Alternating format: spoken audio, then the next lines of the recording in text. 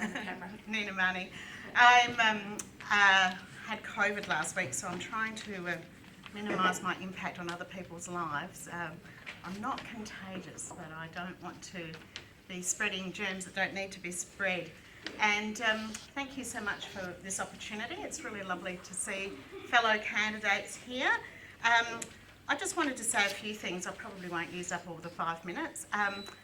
Given those people here who are, I'd like to indicate who are voters in the election of a mayoral election. So that should be all of you, I hope. And so one of the things I want to make sure is that you do actually vote and tell all your friends to vote, because Onkaparinga's actually got the second lowest of any council in the metropolitan area voter turnout. So voting is really important. I don't want people to outsource their vote to somebody else. Make the decision for yourself, check the candidates, and try and find the ones that actually line up with your values, not somebody else's values or maybe how your mum and dad voted or things like that. So have a good look. So the way you can find out about me is you can Google me like anybody else might, or you can go to my website, Moira and the number 4, mayor.com.au. And given that my data has been going like this, it's clearly people are looking me up and trying to find out a little bit more about me.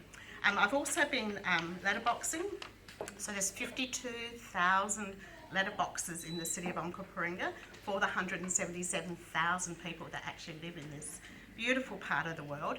We are 10% of the state, and given that size, it means that we've got a really important role in our leadership, not just individuals, leaders like mayors, but actually as a whole council. So one of the things that I'm really running on is leadership.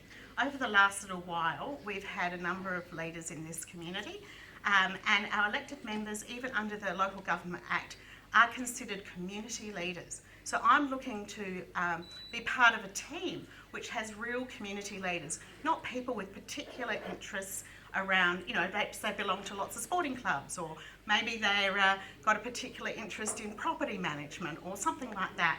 I want people to be able to be representing all of us, and that means we're going to have a chamber that has a range of views and not a block of views.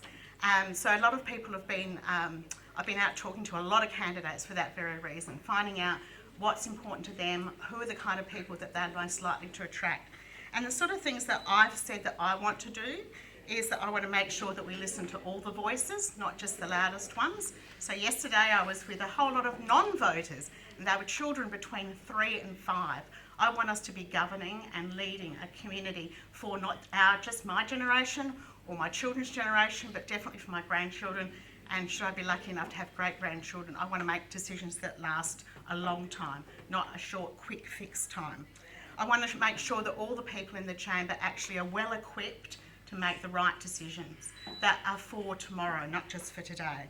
And that means they need to be respectful to one another. They need to make sure that they make decisions that are based on facts and evidence, not on nonsense or some unscientific behaviour. And so that's why I'm very supportive of declaring a climate emergency. I will never run away from that. It's really important that we protect. We have a fantastic coastline, the most important coastline, I would say, in South Australia, and I want to make sure we continue to do it. The coastal management plan that the council already have is absolutely fantastic, but we need to do more, and we don't have much time. So I will definitely be helping to do that.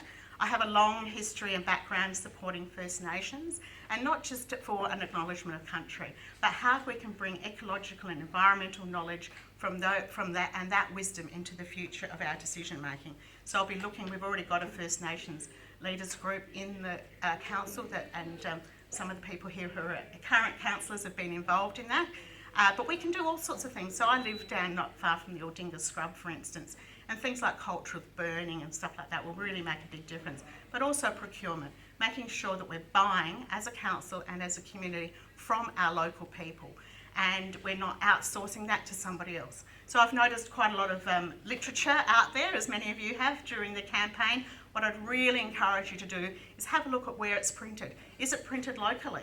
Is it getting jobs for people, or is it being outsourced to something outside of our area?